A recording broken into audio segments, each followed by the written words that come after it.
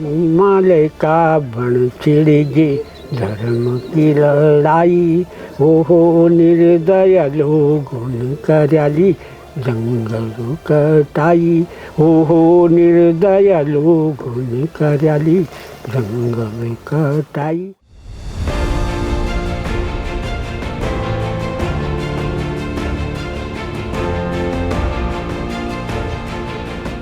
तस्वीर बड़ी आजकल हम देखते हैं, राजीव नयन बोगड़ा जी हैं, उसमें आप हैं और रोटी मांग रहे हैं। वो बड़ी ऐसी तस्वीर है जिसका अपना बहुत इम्पोर्टेंस है। उस तस्वीर के पीछे की कहानी बताइए। असल में उस तस्वीर की कहानी वो बड़ियारगढ़ चिपको आंदोलन की है। अच्छा। 1978 25 दिसंबर 1978 में शुरू हुआ था आंदोलन, 79 तक गया था फरवरी। उस दौरान हम लोगों को जोड़ने के लिए एक तो जनसंपर्क हो जाता था, एक हमारा खाने के लिए भी अच्छा रोटी सब्जी सब चीज़ें मिल जाती थी।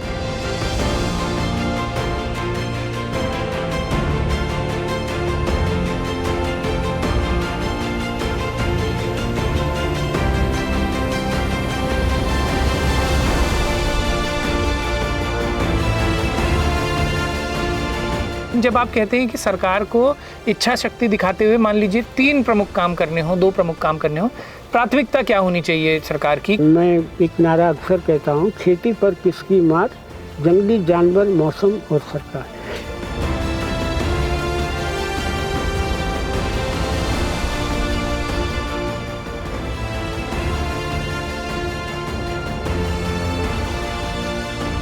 कीटनाशक का छिड़काव होता है, उसके लिए खूब सब्सिडी दी जा रही है। रासायनिक पर खूब सब्सिडी दी जा रही है।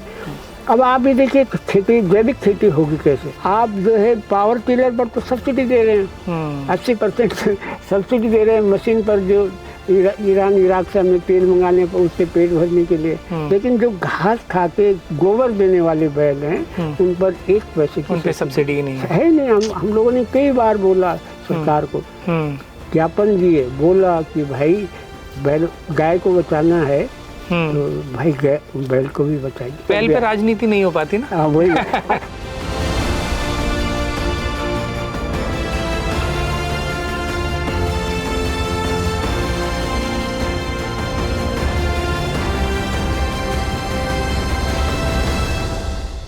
नमस्कार, बारामासा में आप सभी का एक बार फिर से स्वागत है।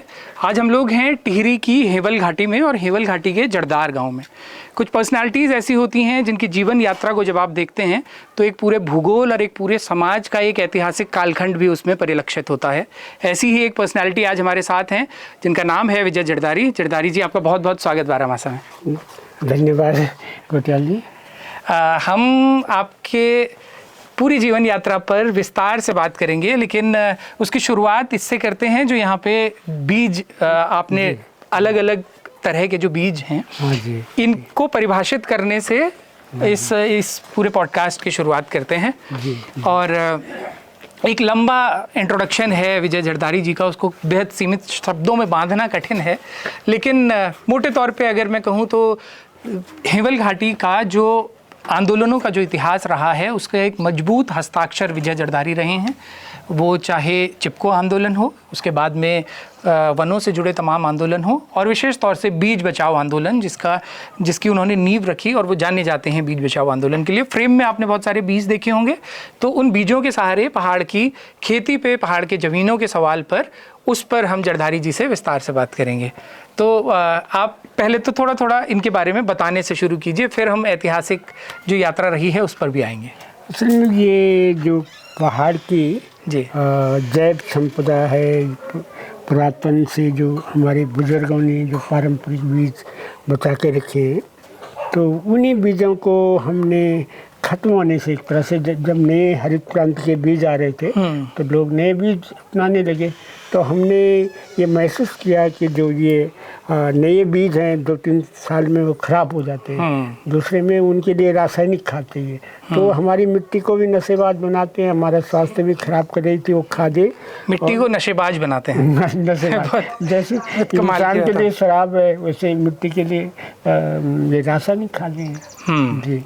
और उस समय पे लोग इसके दुष्परिणाम नहीं समझ पा रहे थे शायद, क्योंकि हरित क्रांति के समय पे तो ये माना जा रहा था कि पैदावार बहुत ज़बरदस्त हो रही है, तो उसकी चमक के पीछे लोग ये नहीं देख पा रहे थे कि ये इसके लॉन्ग टर्म नुकसान क्या होंगे। जी जी जी, नहीं शुरू में तो बड़े खुश हो रहे थे लोग, क्योंकि फ्री में दे रहे थे, बीज भी दे रहे, खाद भी दे रहे थे, और कह रहे थे बीमारी भी आएगी तो दवाई, कीटनाशक दवाई कहते थे वो, कीटनाशक जहर है। उस समय पे जब आप ये बात करते थे पारंपरिक बीजों की, तो आपको बहुत विरोध भी होता होगा कि आप विकास विरोधी हैं, और जी आप जी जी, नए जो प्रयोग है उनका को बहुत एक तरह से झेलना पड़ता था, क्योंकि साइंटिस्ट भी कहते थे कि आप विकास विरोधी हैं, आप 18वीं सदी की तरफ ले जाना चाहते हैं।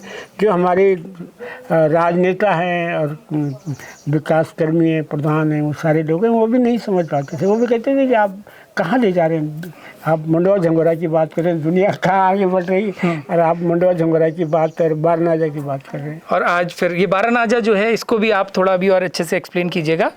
इसमें मैं देख रहा हूँ, एक तो कुछ यहाँ पे आपने स्लोगन्स भी लिखे हैं, अपनी मिट्टी अपनी खाद, अपने बीज अपना स्वाद, और टूटेगा जहरों से नाता, स्वस्थ होगी भारत माता। अच्छा, इसमें से कौन कौन से बीज ऐसे हैं जो अब बहुत कम बचे हैं या जिनका संरक्षण कम? उधर ये तो ये चीना ही है, जैसे जी, ये चीना बहुत कम बची है। अच्छा, हाँ, चीना को अंग्रेजी में प्रोसो मिलेट कहते हैं। अच्छा, और चीना हमारी पहले खाद्य, मतलब चीना और कौड़ी ऐसी फसल थी पहाड़ में। कौड़ी भी इधर है ना? कौड़ी भी है जी। तो इन दो फसलें बहुत अर्ली होती थी। तो चौमासे में जब घरों में अनाज खत्म होने लगता था, तो भादों के महीने में ये पक के तैयार आ जाती थी। तो कहते हैं चौमासा मतलब बरसात का महीना। बरसात का जी। तो कहते थे कि चीना और कौड़ी की होड़ लगती, पहले मैं जाऊं, पहले मैं पक के जाऊं किसान के पास। अच्छा। और कौड़ी कहती थी मैं जाऊं, और चीना कहती थी मैं पहले जाऊं। अच्छा। उनको हरमुंडिया कहते थे। हरमुंडिया। हरमुंडिया, अच्छा, यानी इसके बीच का जो पूरा अनाज जब बाद में आता था, मंडवा झंगोरा धान जी, तो ये जल्दी किसान के पास जल्दी पक के उनकी भोजन का तो ये अब बहुत कम हो गया है। कम हो गया जी। अच्छा, और दूसरा कौड़ी आप बता रहे थे? हाँ, कौड़ी इधर है, कौड़ी, हाँ ये कौड़ी है, ये कौड़ी भी कम हो रहा है। अच्छा, हाँ, कौड़ी भी बहुत पौष्टिकता में बहुत आगे। और इसका मतलब अनाज के रूप में ही प्रयोग होता था इसका? क्या कौड़ी का भात? अच्छा, जैसे झंगोरे का भी होता हाँ था? जी, झंगोरा और कौड़ी का लगभग एक जैसे। अच्छा, लेकिन ये एक ज़माने में दवा का काम करती थी। जब उस ज़माने में दादरा, जो क्या कहेंगे, जो मिजल्स कहते हैं, तो दादरा होता था, तो इसको खिला के जब खिलाते थे, बुखार आती थी, बहुत तेज बुखार आती थी, तो जब कौड़ी का भात खिलाते थे दवा के रूप में, खट से वो बाहर आ जाता था। अच्छा, हाँ, इसका भात और हल्का छाछ जो खट्टा ना हो, अच्छा, इसका मट्ठा खिलाते। और ये लगभग सारी दालें इसी ज्योग्राफिकल लोकेशन, मतलब यहीं पे हुई भी हैं? ये सब उत्तराखंड की अलग अलग जगह पे। अब आप भी देखेंगे तो हम मंडवा को लगभग एक या दो तरह से जानते हैं, लेकिन हमने लगभग 12 किस्म का। ये सारा मंडवा ही है? ये मंडवा ही है। अच्छा, बालियाँ मंडवा की है इधर लगी हुई जी, ये मंडवा है। यह सब अलग अलग तरह का है? हाँ जी, 12 अच्छा। 12 तरह का मंडवा है। धान की लगभग हमने मतलब 300 के आसपास, 300 के आसपास पर जाते हैं। 300 धान की। अच्छा, ढूंढी है, मतलब झंगोरा की, जो झंगोरा है हमारा, झंगोरा की 8 पर जाते हैं। कौड़ी का मैंने भी बताया कि 4 तरह की कौड़ी हमारे यहाँ है। फॉक्सटेल मिलेट इसको कहते हैं? फॉक्सटेल मिलेट कहते हैं। अच्छा, इसकी 4 तरह की कौड़ी है। अब मारसा, जो चुआ मारसा या चौलाई जिसको चौलाई, रामदाना, ये भी अलग अलग 4 तरह का। अच्छा, ये पूरा रंग भी बिल्कुल अलग, ये तो प्योरली काला है। जी, काला है, सफेद है, ये लाल है जी। अच्छा, ये वोगल है। ये फिर तिल की प्रजाति, हम इतने 5-6 तरह का तिल हमारे उत्तराखंड में होता है। तो हमारे पहाड़ में विविधता बहुत ज़्यादा है अनाजों में। गेहूँ की करीब 30 के लगभग प्रजाति है गेहूँ की, जो हमने। अच्छा, चावल की लगभग 300 के करीब है और गेहूँ की लगभग 30 के करीब है। 30 के करीब है, हाँ। और ये पहाड़ी केसरी, ये क्या है? ये एक इसको कुसुम भी कहते हैं, लेकिन हम फूल केसर बोलते हैं इसमें। अच्छा, फूल केसर। और इसका उपयोग क्या है? बस जैसे केसर का वैसा ही महक आता है इसको बिल्कुल पानी में या चाय में चाय में डालें, खीर में डालें, हाँ। तो ऐसे ही महक आता और वैसे ही रंग भी छोड़ता है ये? रंग भी छोड़ता है, लेकिन उतना वैसा नहीं। कश्मीर वाला केसर है जी। ये काली जीरी ये कभी ये कहीं कमर्शियली बिकता भी है क्या, मतलब कहीं मार्केट में अवेलेबल है या नहीं, इतना नहीं हो पाता? नहीं हो पाता उसमें। अच्छा, ये जंगली होता है वैसे या उगाया नहीं, उगाया जाता है? हाँ जी। तेल इसके बीज का तेल भी निकलता है। अच्छा। हाँ जी। अब जैसे नौरंगी एक दाल है, नौरंगी, जिसको रैंस, जिलंगा कई नामों से जाना जाता है, लेकिन आप देखेंगे कि ये नौरंगी नौरंग रहे होंगे तो लोगों ने नौरंगी बोला। अब 9 नहीं बचे हैं अब? 9 हमने इसके 25-30। अच्छा, 25-30 ढूंढ लिए। अच्छा। अरे पर जाने आज भी नौरंगी के नाम से जाते हैं। हाँ, अलग अलग मतलब ये, और इनको मिक्स करके भी बनाया जाता है? अलग मिक्स ही होता है, मिक्स ही होती है। हमने थोड़ा अलग पहचान किया। हाँ, तो इसको राइस बीन अंग्रेजी में कहते हैं। अच्छा। और ये मूंग के बराबर, मूंग के समकक्ष है। अच्छा। मतलब न्यूट्रिशन में जी। तो राइस। अब भट्ट को लोग, जब से सोयाबीन आया तो भट्ट उगाना लोगों ने बंद किया, लेकिन भट्ट की हमने 5-6 प्रजाति ढूंढ ली है। ये जो ट्रेडिशनल है, एकदम पारंपरिक, हरा भट्ट भी है, भूरा है, काला गोल है, ये छोटा भूरा है, ये एक सफ़ेद भी है, वो उधर नौगांव परोला की तरफ होता है। एक बार मैं लाया था लेकिन वो अब लुप्त हो गया। ये अच्छा। लोबिया की प्रजाति है। अच्छा। सुंटा जिसको बोलते हो, सुंटा, हाँ जी, काउपी जिसको अंग्रेजी में। तो बहुत विविधता है, हर घाटी में अलग अलग तरह की विविधता है। राजमा की 220 के लगभग प्रजाति। 220।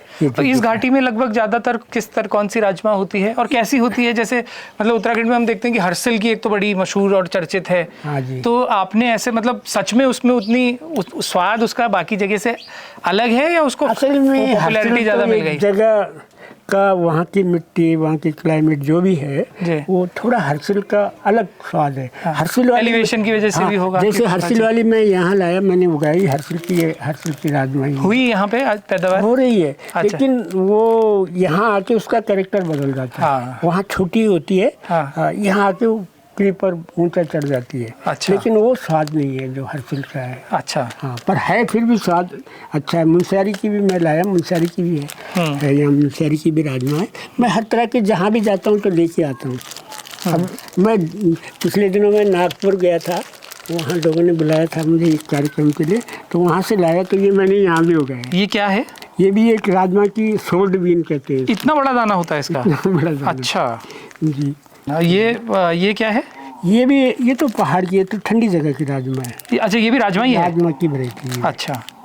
ये काफ़ी बड़े दाने वाले राजमा। एक और है, ये डांकुलिया छिमी बोलते हैं इसको। ये डांकुलिया छिमी है, ये मतलब वो खुजली करने वाली जो जंगली होती है उसका वैरायटी है। अच्छा। लेकिन ये खुजली नहीं करता, ये बहुत अच्छा साग के रूप में खाया जाता है, दाल के रूप में खाई जाती है, सब्जी भी। तो हर तरह की विविधता हमने यहाँ रखी है। ये काली जीरी भी मैंने यहाँ, हाँ, ये जखिया है। जखिया, ये तिल भी है। ये जखिया भी अलग अलग तरह का होता है क्या? जखिया ये तो एक ही है, जखिया ही। हाँ, ये जखिया एक ही है। ये जखिया है, ये अच्छा, ये काली जीरी है। हाँ, ये काली जीरी है। तो काली जीरी यहाँ बहुत होती है और ये मसाले के काम आते हैं। मतलब यहाँ खाद्यान्न भी है, दलहन भी है, तिलहन भी है, तो दवाई के रूप में इस्तेमाल होती है, वो भी है काली जीरी। हमारे दर्शक वर्ग में एक बहुत बड़ा तबका ऐसा होगा जो बहुत दिनों बाद ये नाम ही सुन रहा होगा। हाँ, काली जीरी का मसाला अभी कड़वा है जी, एकदम बहुत ही कड़वा है बिटर। लेकिन अगर इसको उड़द की दाल में डालेंगे, अच्छा, आलू के अरबी के साथ इसका छौंका लगाएंगे, आलू के साथ लगाएंगे तो कड़वा होगा। अच्छा। अरबी के साथ इसका छौंका लगाएंगे तो अच्छा होगा। अच्छा, कड़वा नहीं होगा। और ये बादी को दूर करता है। अच्छा। हाँ, और उड़द की दाल में डालेंगे तो कड़वा नहीं होगा। अरहर के साथ डालेंगे तो दाल कड़वा हो जाएगी। तो लोगों ने अलग अलग ज्ञान है लोगों का अपना। ये मकई की भी अलग अलग भुट्टे की अलग अलग होती हैं। ये जौनसार का ही है, रवाई जौनसार का भुट्टा है। अब जैसे मटर है, मटर की भी देखो आप, इतनी ये आपको दिख रहा है, लोगों को लगेगा कि ये मटर थोड़ी मटर है। हाँ, ये लेकिन ये मटर का जंगली मटर है। अच्छा। इसके साथ ये सफ़ेद दाना है मिला हुआ, लेकिन ये बारीक वाला मटर है, छोटा दाना है। हाँ, हाँ, इसको घाड़ा बोलते हैं। इसकी भी सब्जी बनती है? दाल और भरवा रोटी। अच्छा। हाँ, भरवा रोटी ज़्यादा अच्छी है। ये तो रीठा है शायद। हाँ, ये रीठा है। ये और ये अलग तरह का मटर है, जो पहाड़ की पारंपरिक मटर है, क्रीपर होता है। अच्छा जी। और ये क्या क्या चीज़ें हैं? ये तो हम लोग जब बात करते हैं खान पान की, तो खान पान में जो जंगली खान पान है, जैसे साकिना है। सकीना, अच्छा। साकिना इसका सीजन में होता है, अभी बसंत में आता है, तो इसका रायता बनाते हैं, हलवा रोटी बनाते हैं। ये नेगी जी के गानों में, जिन्होंने गढ़वाली गाने सुने होंगे, उन्होंने उसमें जिक्र आता है साकिना। और ये मालू गुइरालू के बीच खिली, ये गुरियाल है, ये गुरियाल है। ये गुइराल है। हाँ, तो इसको अब बाद में भिगो अचार भी बना सकते हैं, सब्जी भी खा। अच्छा, और ये किस किस चीज़ के ये हैं? ये तो कौड़ी है। ये तो कौड़ी है। ये मंडुआ है। अच्छा। कोदा हमारा। हाँ। ये ज्वार है। ये अब बहुत कम उगाई जा रही है ज्वारी। ये मिलेट में ही है, जो पौष्टिक अनाज है हमारा। जी। और ये क्या क्या हैं दोनों? ये बाजरा है। ये हाँ। ये बाजरा है। और ये इम्प्रूव वैरायटी है, जो झंगोरा की, जो इन्होंने की है, विवेकानंद लेबोरेटरी। अच्छा। अल्मोड़ा वालों ने किया है इसका मिशन। अच्छा जी। ये तो मंडुआ तो पहले ही आप लोगों ने देखा है, मंडुआ से जी। ये धान की हंसराज प्रजाति है। हंसराज भी खत्म होने के कगार पर है। हंसराज बासमती है एक तरह से। अच्छा। लेकिन ये पहाड़ में होता है, अच्छा होता है। जी, अच्छा होता है। अच्छा। बासमती, ये मेरी पुस्तक। और ये किताबें हैं, मैं एक बार ये अगर इन किताबों को कोई मंगवाना चाहे, ऑनलाइन कहीं उपलब्ध हैं? ऑनलाइन तो नहीं है। ऑनलाइन नहीं है। तो अगर किसी को लेना हो तो मैं क्या बताऊं कि वो कहाँ आके ले सकते हैं? जड़दार गांव में आके तो खैर ले ही मतलब वो सकते हैं। संपर्क कर सकते हैं, फोन कर सकते हैं। तो फ़ोन नंबर भी मैं यहाँ डाल दूंगा। और खेती में जिनका इंटरेस्ट है, तो ये देखिए, ये किताबें हैं, उत्तराखंड के पौष्टिक खान पान की संस्कृति। हाँ जी। और ये सब जरदारी जी की ही किताबें हैं। पहाड़ी खेती, किसानों का परंपरागत विज्ञान, उत्तराखंड की प्राकृतिक खाद्य प्रजातियाँ, बारानाजा पारंपरिक मिश्रित खेती का विज्ञान। और ये ट्रांसलेट भी हुई है इंग्लिश में? ट्रांसलेट भी हुई है। अच्छा, तो इंग्लिश और हिंदी दोनों लैंग्वेजेस में ये उपलब्ध है। तो अब जरदारी जी, बारानाजा पे ही थोड़ा बात करेंगे। और उसके साथ साथ आइए इधर हम बैठते हैं। बारानाजा के बारे में आप थोड़ा बताइए, और उसके साथ साथ ये फिर हम आंदोलनों पे उसके बाद बात करना शुरू करेंगे। ये क्या है बारानाजा? एक ही खेत में 12 तरह के अनाज एक साथ उगना, इसके बारे में थोड़ा बताइए। अरे बारानाजा एक लोगों का पारंपरिक ज्ञान का मिश्रित खेती का एक पद्धति है, खेती का एक पद्धति है जी। और ये संभवतः मुझे लगता है कि लोगों ने जंगल से सीखा होगा। जी, आप आइए जी। क्योंकि जी बैठिए। क्योंकि जंगल कहीं आपने एकल नहीं देखा होगा जी। एक तरह का जंगल कहीं नहीं होगा, उसमें मिश्रित होता है। अच्छा, हाँ जी, मिक्स फॉरेस्ट जिसको बोलते हैं। फॉरेस्ट। तो वैसे खेती का मिश्रित विज्ञान ये पहाड़ के लोगों ने ढूंढा। अच्छा। जो उसका नाम दिया बारानाजा। तो बारानाजा में अनाज भी है, और अनाज में खाद्यान्न, जैसे मंडुआ हो गया, कुट्टू फाफर हो गया, चौलाई हो गया, और क्या कहते हैं, फिर ये दलहन में गहत हो गया, भट्ट हो गया, नौरंगी हो गई, और गुरूस हो गया, मतलब तरह तरह की दालें, ये सुंटा हो गया, तरह तरह की दालें।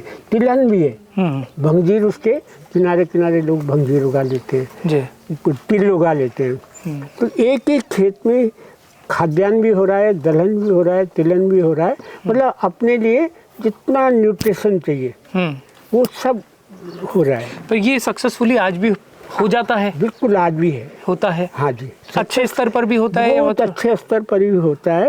और इसमें इसका मुखिया जो है मंडुआ है। मंडुआ है, हाँ। पर मंडुआ तो अब कहाँ, लोग खुद ही बहुत इंटरेस्ट नहीं ले रहे हैं मंडुआ उगाने में, ऐसा क्यों? मतलब, और जबकि अब तो मांग फिर भी बढ़ने लगी है, मंडुआ जगह जगह जाने लगा है। मंडुए के प्रोडक्ट्स, कई सारे मंडुए के मोमोज से लेकर के इस तरह के प्रयोग भी हो रहे हैं। तो ऐसा क्या है कि ये पहाड़ की जो पारंपरिक खेती है, हम इस पे बात तो कर रहे हैं, लेकिन लोग उससे इतना ज़्यादा दूर क्यों हो गए हैं? नहीं, मुझे लगता है कि दूर तो नहीं हो रहे हैं लोग, उसके अब पास आने की कोशिश कर रहे हैं जी। किसान भी इंटरेस्टेड हैं। क्योंकि ये एक तो जो बारानाजा में मंडुआ उगाते हैं, रामदाना उगाते हैं, ये एक तरह से जो फसलें हैं, ये सूखा सहन करने की इनमें अजीब क्षमता है। मंडवा में। मंडवा आपने बो दिया, जब उगेगा 4 पत्ती का होना चाहिए, कितना ही सूखा पड़ जाएगा, सूखा पड़ जाए, 1 महीने का सूखा पड़ जाए। ये एक तरह से समाधि में जाने वाले अनाज है। वैसे रामदाना भी समाधि में चला जाता है। और जब बारिश की बूंदें पड़ेंगी, बरसात शुरू होगी, तब ये खिल जाते हैं और एक एक पौधे पे जो मुरझाए हुए थे, मरे हुए थे, वो जिंदा होकर खूब कई कली कई बुर्दा पड़ जाता है इसमें। तो ये बारनाजा में मतलब अपने लिए भी, अपने पशु के लिए भी, पशु ना, पशुपालन, खेती, पशुपालन और जंगल को जोड़ने वाला एक सहज समाज है। तो पशुओं के लिए चारा हो जाता है, मतलब आधा चारा जंगल से, आधा चारा फसलों से, अपने लिए दाना हो गया। फिर हर तरह का न्यूट्रिशन, दालें भी हैं, सब्जी भी है। जब रामदाना छोटा होता है, मारसा, और ओगल छोटी होती है, तो हरी सब्जी भी लोग खाते हैं। जेठ आषाढ़ में छोड़ तक खाते हैं लोग सब्जी। तो सब्जी भी उसके साथ, तिलहन भी उसके साथ, दलहन भी, यहाँ तक कि पुराने ज़माने में रेशा भी उसके साथ होता था। रेशा वाला मतलब भांग का रेशा भी लेते थे, भांग का दाना भी लेते हैं लोग। और एक सण भी होती थी एक ज़माने में, सण अब नहीं हो रही है। अच्छा, सण क्या होता था? सण रेशा के लिए होता था, और उसका दाना, अच्छा, तेल निकालते थे लोग। अच्छा, सन नहीं है जो बंगाल, अच्छा, में भी उगाया जाता है सन। अच्छा, उसी का सन था वो। अच्छा, तो हम अभी कुछ कंटेम्प्रेरी चीज़ों पे और बात करेंगे कि अभी की क्या स्थिति है, लेकिन एक बार पीछे चलते हैं आपकी जीवन यात्रा की शुरुआती दौर की तरफ। और मैं उसकी शुरुआत आपसे वो पूछ के करूँगा, एक तस्वीर बड़ी आजकल हम देखते हैं, राजीव नयन बोगड़ा जी हैं, उसमें आप हैं और रोटी मांग रहे हैं। तो वो बड़ी ऐसी तस्वीर है जिसका अपना बहुत इम्पोर्टेंस है। हम स्क्रीन पे लगा देंगे अपनी ऑडियंस के लिए। उस तस्वीर के पीछे की कहानी बताइए, फिर हम बाकी। असल में उस तस्वीर की कहानी वो बडियारगढ़ चिपको आंदोलन की है। अच्छा, 1978 की। 1978 की? हाँ, 78-79 की जी। 78 में शुरू हुआ था, 25 दिसंबर 1978 में शुरू हुआ था आंदोलन। 79 तक गया था, फरवरी तक गया था आंदोलन। तो वो उस दौरान हम लोगों को जोड़ने के लिए अक्सर हम ये करते थे कि हर एक परिवार को जोड़ने के लिए एक तो जनसंपर्क हो जाता था, और एक हमारा खाने के लिए भी अच्छा रोटी सब्जी सब चीज़ें मिल जाती थी। तो ये नियम बनाया गया था आंदोलन में कि लोगों के साथ में एक रेपो बिल्डिंग के लिए, मतलब हाँ, मतलब कोई रोटी दे देता था, कोई सब्जी दे देता था। एक ही घर में अगर 10 लोग चले जाएं तो कहाँ बड़ी दिक्कत होती थी। हाँ। अगर एक एक रोटी थोड़ा थोड़ा अलग अलग घरों से, हाँ, तो मजा भी बड़ा, उसके साथ मतलब किसी पे भार भी नहीं पड़ेगा, लोगों की ताकत भी मिलती थी, और लोगों से बातचीत करने का मौका भी मिल जाता था, और बाहर भी नहीं होता था। हाँ। तो जनसंपर्क का एक अच्छा तरीका था जी, उस लोगों से जुड़ना जी। तो आपके आंदोलनों की, अब छात्र जीवन पे लौटते हैं फिर आप जी। तो पहली बार सामाजिक चेतना का ऐसा वो कब हुआ, स्पंटन कब हुआ कि जब आपने पहली बार जी किसी में एक्टिवली पार्टिसिपेट करना शुरू किया, सक्रिय भूमिका निभानी शुरू की? देखिए, मेरी माजी पिताजी ने तो सोचा ही नौकरी नहीं जाना है, 12वीं किया था मैंने, तो उन्होंने किताबों की यही इसी गांव में जन्म हुआ है आपका? यही मेरा जन्म, ये इसी घर में? हाँ जी, इसी, मतलब दूसरा घर है नीचे। अच्छा, वो तो यही हुआ। और पढ़ाई लिखाई यहाँ से 10 किलोमीटर दूर चंबा, मतलब 5वीं पास करने के बाद कोई स्कूल नहीं था, तो वहाँ जाते थे। ठीक सामने दिखाई भी जी, जी जी। तो क्या हुआ कि 12वीं करने के बाद उन्होंने किताबों की दुकान खोली, लेकिन 70-71 में तो वहाँ क्या होता था, टीरी में आंदोलन शुरू हुआ। आप लोग उस समय चंबा कैसे जाते थे? पैदल जाते थे यहाँ से? हाँ, पल्ली पार तक रोज पैदल जाना आना। अच्छा, कितना किलोमीटर, मतलब पैदल रास्ते में भी 7-8 किलोमीटर तो हो गई? 7-8 किलोमीटर, 8 किलोमीटर के आसपास पैदल गाँव से। हाँ जी, रोज जाना आना। तो आप ये लगा लो कि पढ़ाई के बाद उन्होंने सोचा ये नौकरी नहीं जाना है, भाई जी बाहर चले गए थे, तो इन्होंने सोचा हमारे पास नज़दीक दुकान होगी तो यहाँ रहेगा। तो दुकान खोली, तो वहाँ तब तक आंदोलन शुरू हो गया वहाँ पुरानी टीरी में। शराबबंदी। अच्छा, शराबबंदी आंदोलन। कौन सा सन की बात है ये? ये 71 की है, 1971। 71। आपने तब 12वीं पास की थी? हाँ जी। अच्छा। तो वहाँ आंदोलन में भाग लेने के लिए कुंवर प्रसून एक जी, बिल्कुल। बहुत ही चर्चित पत्रकार भी रहे, बिल्कुल। समाज सेवक रहे, प्रताप शिखर जी। थे। तो लोग आके वो मेरी दुकान में बैठते थे। अच्छा। तो उन लोगों ने, और एक गंगा प्रसाद भोगना थे। आप लोग लगभग हम उम्र ही रहे होंगे? हाँ जी जी, हम उम्र, बल्कि मैं थोड़ा छोटा था इन सब अच्छा में। अच्छा। तो मेरा संपर्क इनसे हुआ, तो तब आंदोलन की एक सर्वोदय के प्रति मेरा वो बढ़ा। अच्छा। हाँ, तो मैंने फिर 1974 में अस्कोट आराकोट की पहली यात्रा। जी जी। अस्कोट से जब हम यहाँ शेखर पाठक जी के साथ। जी, बाद में शेखर पाठक, शमशेर बिष्ट, वो तो छात्र थे, लेकिन सबसे शुरू में 25 दिसंबर 1974 को जब यात्रा शुरू हुई तो सुंदरलाल बोगना, प्रताप शिखर, कुंवर प्रसून जी, मैं 4 लोग थे। अच्छा। हाँ, 4 लोग थे। 4 में 5 उन्होंने नाम भी सुझाया था? जी जी, उन्होंने उनके अस्कोट से आराकोट उन्हीं का दिया हुआ नाम था। और युवाओं को जोड़ने के लिए थी। 4 मुद्दे थे। एक तो शराबबंदी आंदोलन, और एक चिपको आंदोलन, और महिला शक्ति जागरण, और युवा शक्ति जागरण। अच्छा जी।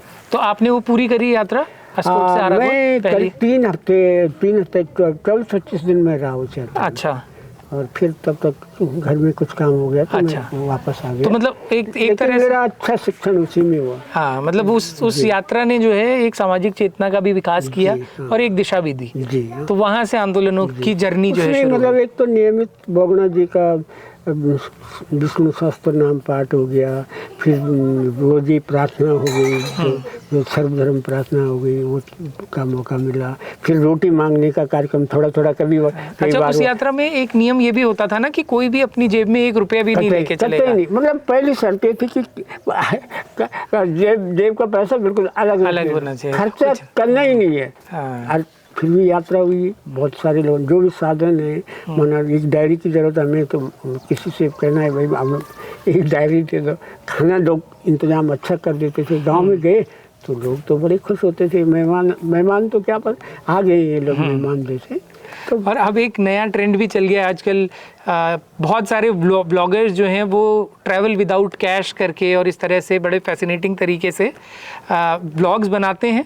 तो ये देखिए, ये उसका 1974 में ऐसी एक यात्रा हुई थी, लेकिन दोनों में फ़र्क है। अब जो व्लॉगिंग होती है उसका कोई सामाजिक सरोकारों से कोई लेना देना नहीं होता है, लेकिन सुंदरलाल बोगना जी ने, जब जरदारी जी एकदम युवा थे उस दौर में, इन लोगों ने वो ट्रैवल विदाउट कैश जो किया था उसके पीछे गंभीर सामाजिक सरोकार जुड़े थे, अपनी कम्युनिटी को समझने का उसके पीछे विचार था, और लोगों से कैसे, लोगों के साथ में ऐसे एक संबंध स्थापित करना है कि आप पहाड़ को, पहाड़ के जीवन को, वहाँ की संरचना को, सामाजिक ढांचे को अच्छे से समझें।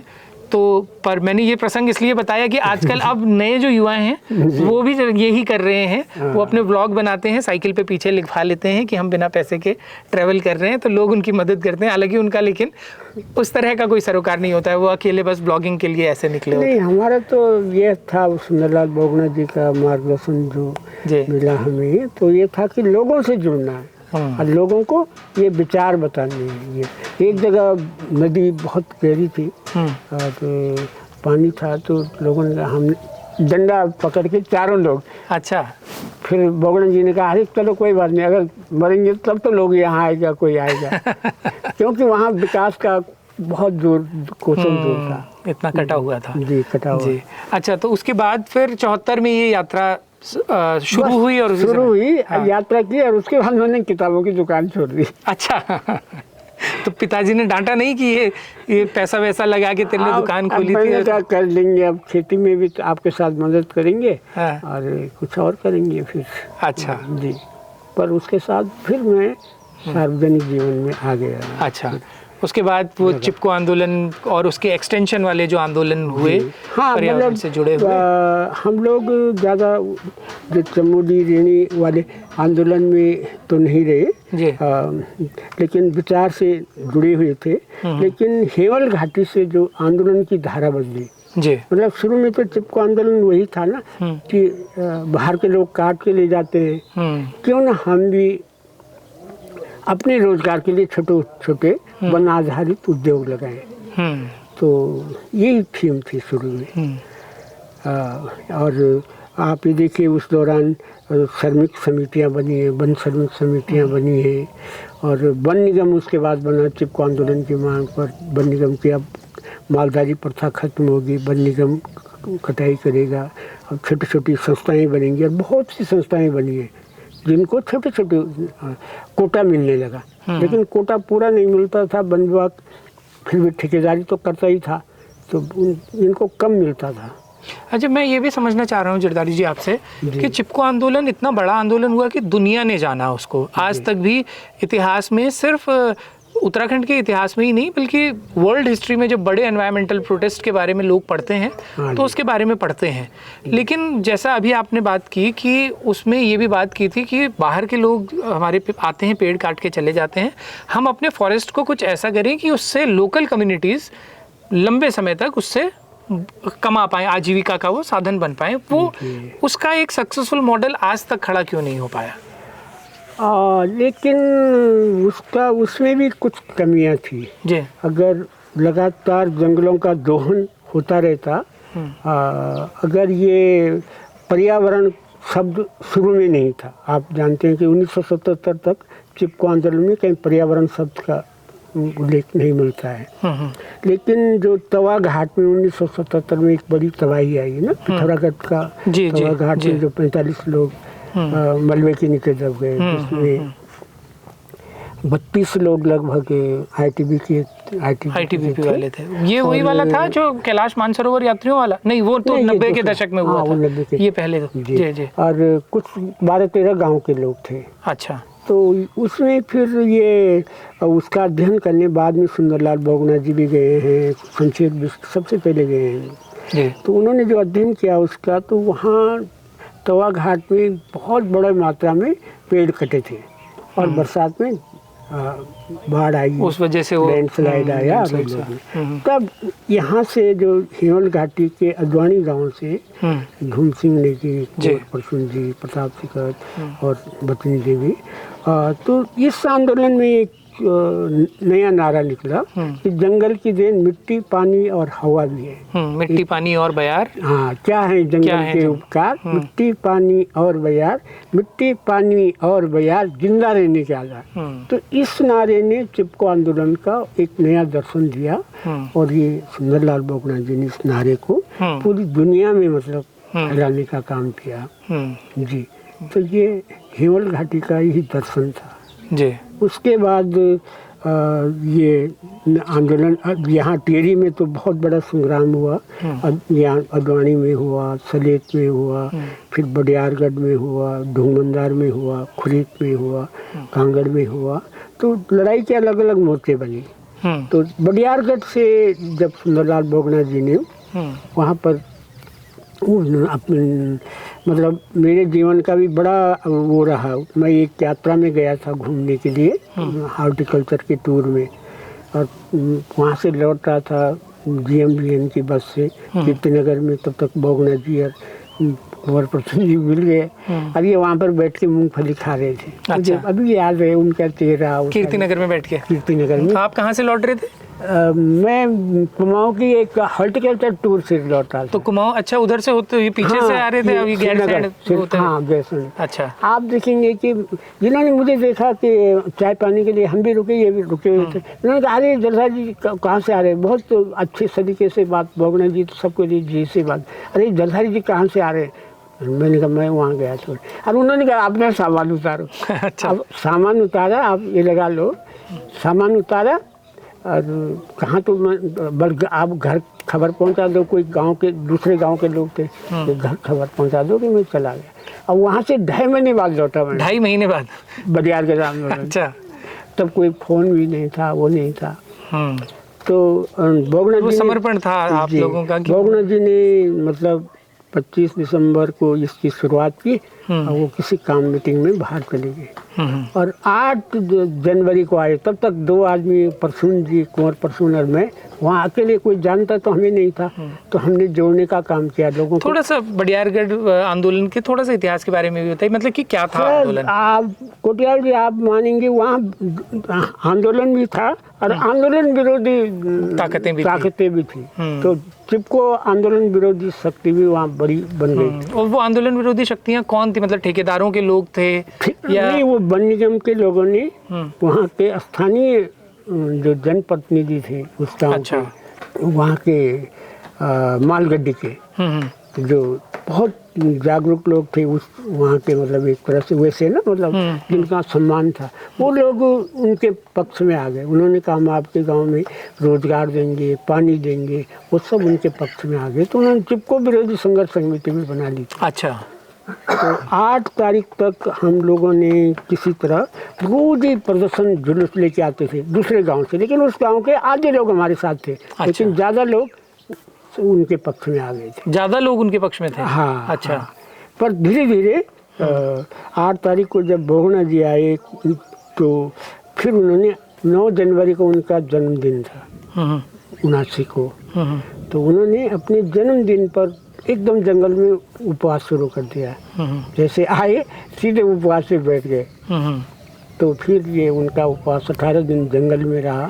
फिर 3-4 दिन यहाँ टिहरी जेल में रहा। फिर उनको देहरादून ले गए। यहाँ जब बंद हुआ, टिहरी में बंद हो गया ना जी, उनके आंदोलन के पक्ष में, फिर देहरादून में भी हो गया। तो तब आखिर सरकार को मतलब राज्य सरकार को, केंद्र सरकार को सोचना पड़ा मजबूर होकर।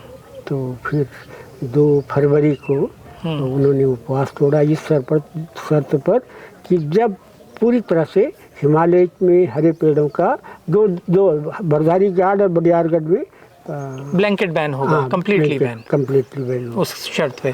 और इस तरह की कई सफलताएं आप लोगों को उस तरह के आंदोलनों में मिली। लेकिन इसमें एक और बात हुई आगे चल के, आप ये लगा लो कि उसके बाद आप जानते हैं कि पर्यावरण विभाग भी नहीं था। पर्यावरण विभाग उसके बाद बना, पर्यावरण मंत्रालय मतलब ना वन के साथ जुड़ा। तो जो बैन उस समय हुआ था 1000 से अधिक ऊंचाई पर मीटर की ऊंचाई पर, वो बैन अब भी बरकरार है। वो वही आंदोलन का असर था। उसको भी कई लोग हालांकि चैलेंज, मतलब दोनों पर्सपेक्टिव अब सुनने को मिलते हैं। कई लोग कहते हैं कि उसके कुछ दुष्परिणाम भी हुए ब्लैंकेट बैन लगाने के, और वो एक अलग तरह की बहस है। लेकिन वो अलग तरह तो वो लेकिन चिपको आंदोलन का जो दर्शन है, जो दुनिया ने माना, मिट्टी, पानी और हवा, पर्यावरण का, प्रकृति को जोड़ने का, वो एक तरह से इसके बाद ही आया, मतलब पूरे देश और दुनिया में। और थोड़ा उसके बारे में बताइए कि ऐसी ही एक लड़ाई आपको पहाड़ों के लिए भी लड़नी पड़ी, क्योंकि इस पूरी बेल्ट में जहाँ हम हैं यहाँ पे लाइमस्टोन जो है वो होता है। उसकी अब ये बहुत लंबी बातें हैं, आपके पास समय भी कम है, लेकिन सबसे मैं बता दूं कि चिपको आंदोलन जब 81 तक लगभग सफल हो गया, तो उसके बाद हमने देखा कि हमारे पास ही खनन हो रहा है 1984 में। एक गांव सामने, मेरे गांव के सामने पकड़ी में है। अच्छा। तो वहाँ भी एक छोटा मालदार था, खनन पट्टा जिसको मिला था, और कटाड़ी में होता था, और फिर नदी में भी खनन करने लगे थे। अच्छा। हाँ। तो और खनन ये रोडी बजरी का होता था या ये लाइमस्टोन का पट्टे आवंटित हो चुके थे या 2 नंबर में होता रहा? वहाँ चल रहा था, और ये इसका पट्टा चुगान के नाम पे, चुगान के नाम पे। लेकिन जैसे शुरू हुआ तो पूरे पर्पल तोड़ने लग गया। तो हम लोगों ने 1984 में उसके खिलाफ आंदोलन किया, और जब ये आंदोलन यहाँ से सफल हो गया तो फिर देहरादून और मसूरी में उस जमाने में 105 खाने थी।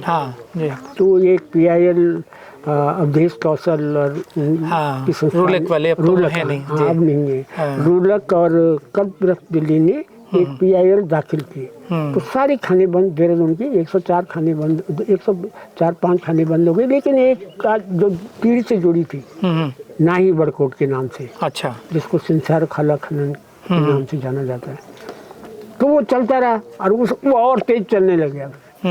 हाँ, तो वहाँ के लोगों ने मेरे पास एक आदमी को भेजा कि बोगना जी को बुलाना है, आप लोगों ने यहाँ लड़ाई लड़ी है, उन्होंने सुना होगा, तो कि आप लोग हमारे गांव में आइए, हमें भी बताइए।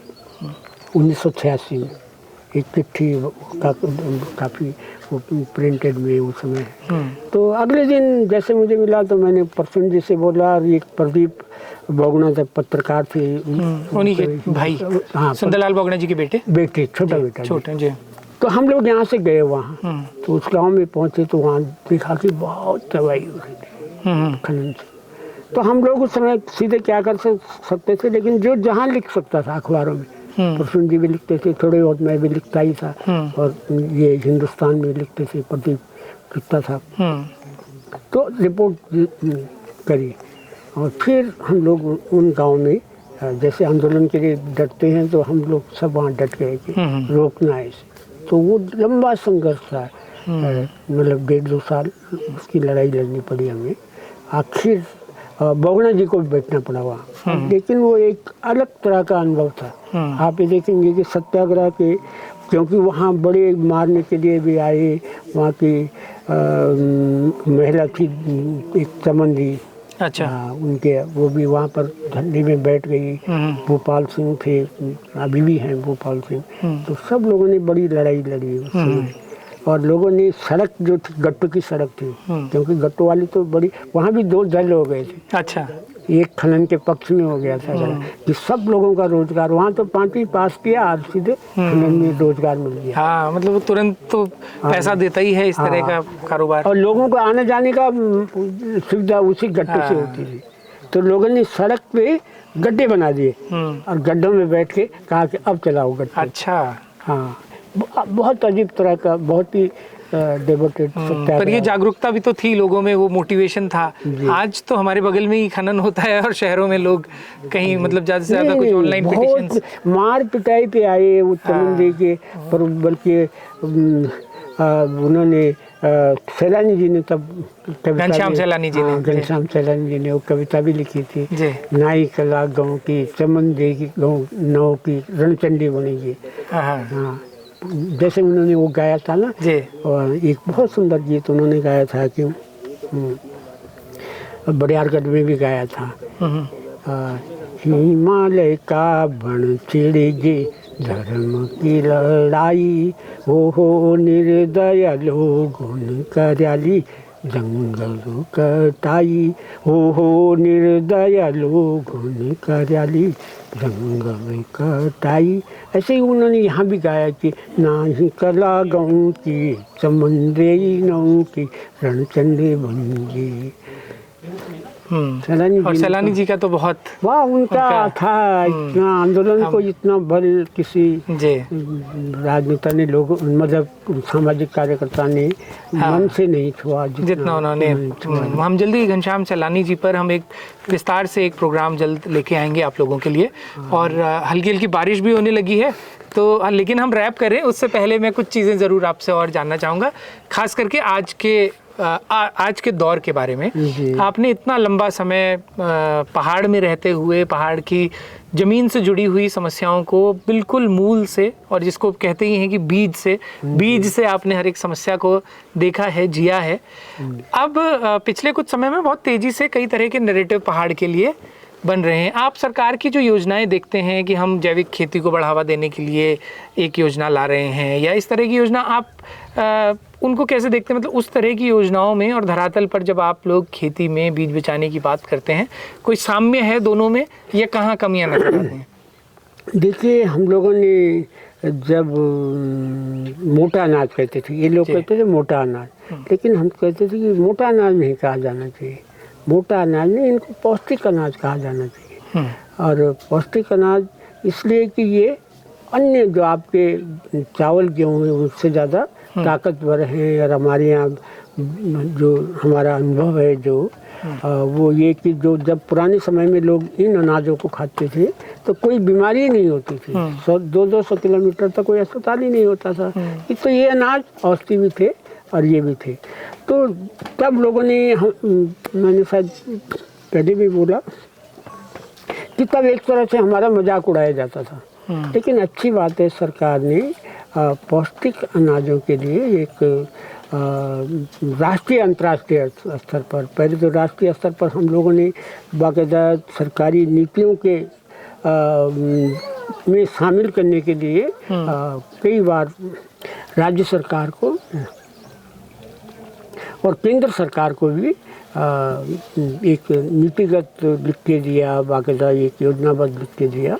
तो अच्छी बात है, 2011-12 में कदम के नाम से ये योजना चलने लगी और 2018 में तो इन अनाजों को पौष्टिक अनाज की नाम दिया गया बाकायदा मई 2018 में।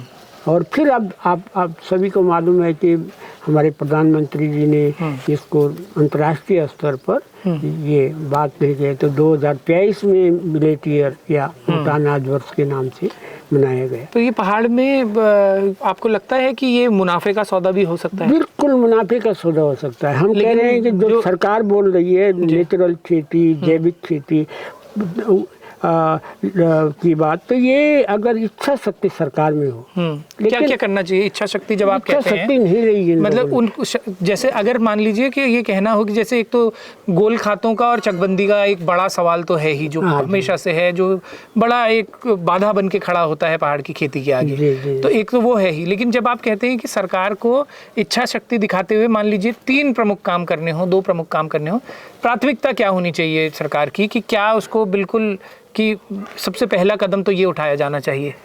देखिए, सरकार को सबसे पहला कदम ये है कि हम कहते हैं कि मैं एक नारा अक्सर कहता हूँ, खेती पर किसकी मार, जंगली जानवर, मौसम और सरकार। अच्छा, खेती पर किसकी मार, जंगली जानवर, मौसम और सरकार। तो पहली बात तो ये है कि पहाड़ में दिन को बांदर और रात को सुअर, कहावत बनी। तो एक तो जंगली जानवरों से फसल की सुरक्षा की गारंटी लेनी चाहिए और इसका इंतजाम करना चाहिए। बंदरों की संख्या बहुत ज़्यादा बढ़ गई है, तो उसका प्रबंधन करना चाहिए। हम ये कहें नहीं, इनको खत्म नहीं करना चाहिए, लेकिन जी हाँ, कैसे मैनेज करना चाहिए, मैनेज करना चाहिए कि देखो आपकी सरकारी कर्मचारी की तनख्वाह मिलती है, 2 महीने न मिले तो कितना चला जाएगा, और कतई न मिले, खत्म कर दी जाए तो तब क्या होगा। तो किसान की 6 महीने किसान मेहनत करता है और ऐन मौके पे किसान की फसल को बंदर खा जाए, सुअर खा जाए, तो कितना बुरा लगता है। जी। तो एक तो जंगली जानवरों का एक बहुत बड़ी समस्या है, बोने से लेकर काटने तक जंगली जानवर।